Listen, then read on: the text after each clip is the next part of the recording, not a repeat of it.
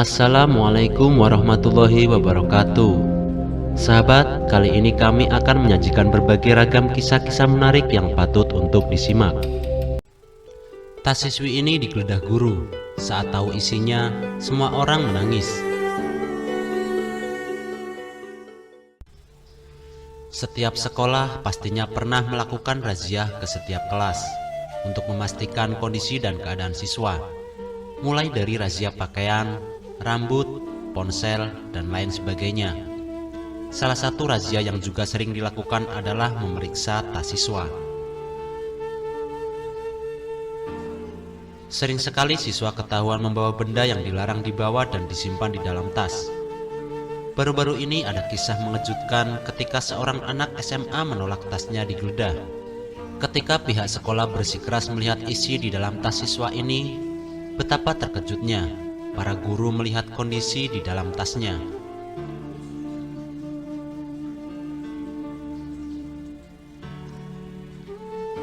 Berikut kisah selengkapnya. Pihak sekolah SMA Putri di kota San'a yang merupakan ibu kota Yaman menetapkan kebijakan adanya pemeriksaan mendadak bagi seluruh siswi di dalam kelas. Sebagaimana yang ditegaskan oleh salah seorang pegawai sekolah bahwa tentunya pemeriksaan itu bertujuan merazia barang-barang yang dilarang dibawa ke dalam sekolah.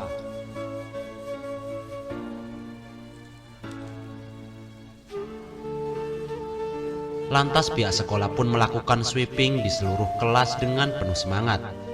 Mereka keluar kelas, masuk kelas lain. Sementara tas para siswi terbuka di hadapan mereka. Tas-tas tersebut tidak berisi apapun melainkan beberapa buku, pulpen, dan peralatan sekolah lainnya.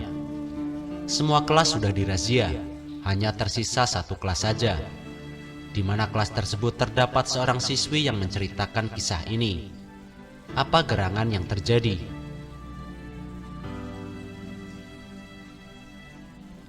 Seperti biasa, dengan penuh percaya diri tim pemeriksa masuk ke dalam kelas. Mereka lantas meminta izin untuk memeriksa tas sekolah para siswi di sana. Pemeriksaan pun dimulai. Di salah satu sudut kelas ada seorang siswi yang dikenal sangat tertutup dan pemalu. Ia juga dikenal sebagai seorang siswi yang berakhlak sopan dan santun.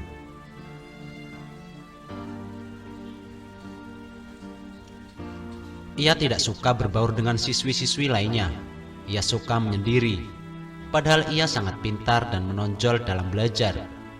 Ia memandang tim pemeriksa dengan pandangan penuh ketakutan, sementara tangannya berada di dalam tas miliknya. Semakin dekat gilirannya untuk diperiksa, semakin tampak raut takut pada wajahnya. Apakah sebenarnya yang disembunyikan siswi tersebut dalam tasnya?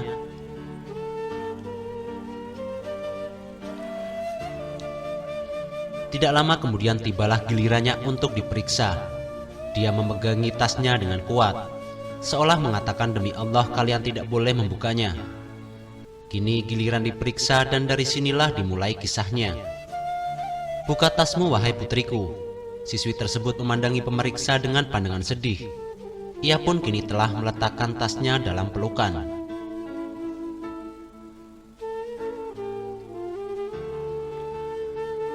"Berikan tasmu." Ia menoleh dan menjerit. "Tidak. Tidak, tidak." Perdebatan pun terjadi sangat tajam. "Berikan tasmu." "Tidak." "Berikan." "Tidak." Apakah sebenarnya yang membuat siswi tersebut menolak untuk dilakukan pemeriksaan pada tasnya? Apa sebenarnya yang ada dalam tas miliknya dan takut dipergoki oleh tim pemeriksa? Keributan pun terjadi dan tangan mereka saling berebut.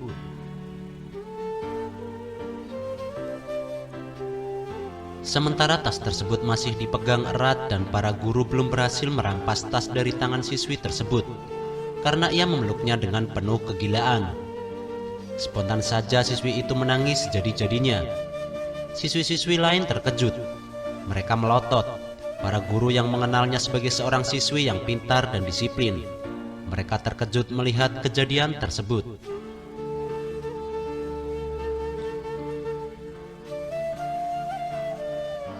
Tempat itu pun berubah menjadi hening. Ya Allah, apa sebenarnya yang terjadi dan apa gerangan yang ada di dalam tas siswi tersebut? Apakah mungkin siswi tersebut setelah berdiskusi ringan tim pemeriksa sepakat untuk membawa siswi tersebut ke kantor sekolah dengan syarat jangan sampai perhatian mereka berpaling dari siswi tersebut, supaya ia tidak dapat melemparkan sesuatu dari dalam tasnya sehingga bisa terbebas begitu saja.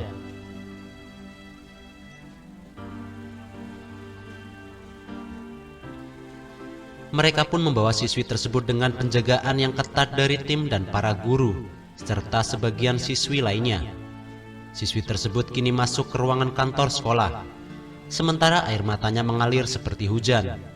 Siswi tersebut memperhatikan orang-orang di sekitarnya dengan penuh kebencian, karena mereka akan mempermalukannya di depan umum, karena perilakunya selama 1 tahun ini baik dan tidak pernah melakukan kesalahan dan pelanggaran.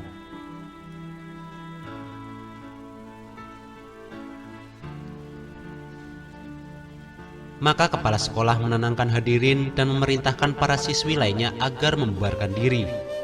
Dan dengan penuh santun, kepala sekolah juga memohon agar para guru meninggalkan ruangannya sehingga yang tersisa hanya para tim pemeriksa saja. Kepala sekolah berusaha menenangkan siswi malang tersebut, lantas bertanya kepadanya, "Apa yang engkau sembunyikan, wahai putriku?"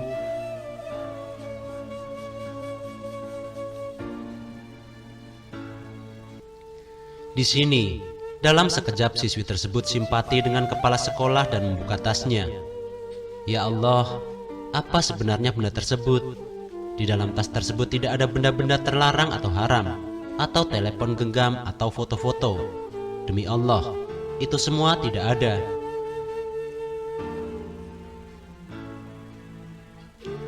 Tidak ada dalam tas itu melainkan sisa-sisa roti.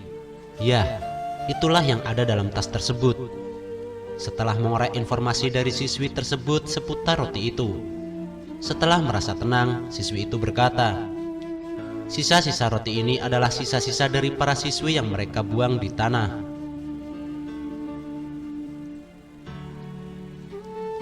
Lalu aku kumpulkan untuk kemudian aku sarapan dengan sebagaimana dan membawa sisanya kepada keluargaku. Ibu dan saudari-saudariku di rumah tidak memiliki sesuatu untuk mereka santap di siang dan malam hari, bila aku tidak membawakan untuk mereka sisa-sisa roti ini.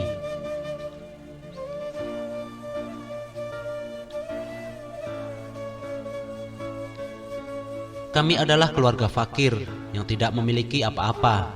Kami tidak punya kerabat dan tidak ada yang peduli pada kami. Inilah yang membuat aku menolak untuk membuka tas, agar aku tidak dipermalukan di hadapan teman-temanku di kelas, yang mana mereka akan terus mencelaku di sekolah, sehingga kemungkinan hal tersebut menyebabkan aku tidak dapat lagi meneruskan pendidikanku karena rasa malu.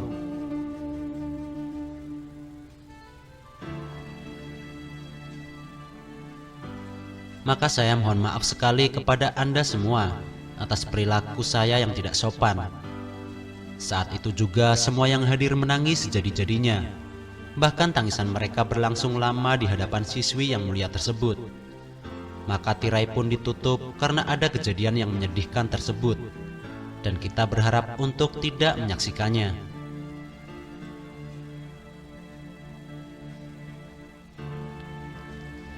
Karenanya wahai saudaraku dan saudariku, ini adalah satu dari tragedi yang kemungkinan ada di sekitar kita, baik itu di lingkungan dan desa kita, sementara kita tidak mengetahuinya atau bahkan kita terkadang berpura-pura tidak mengenal mereka.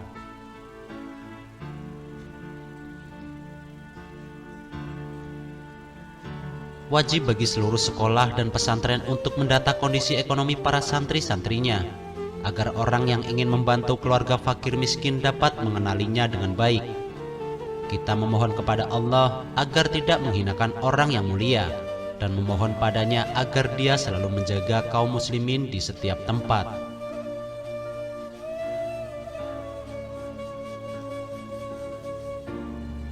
Sahabat, semoga hari ini Allah mudahkan setiap urusan, melapangkan hati dan meringankan langkah kita dalam kebaikan.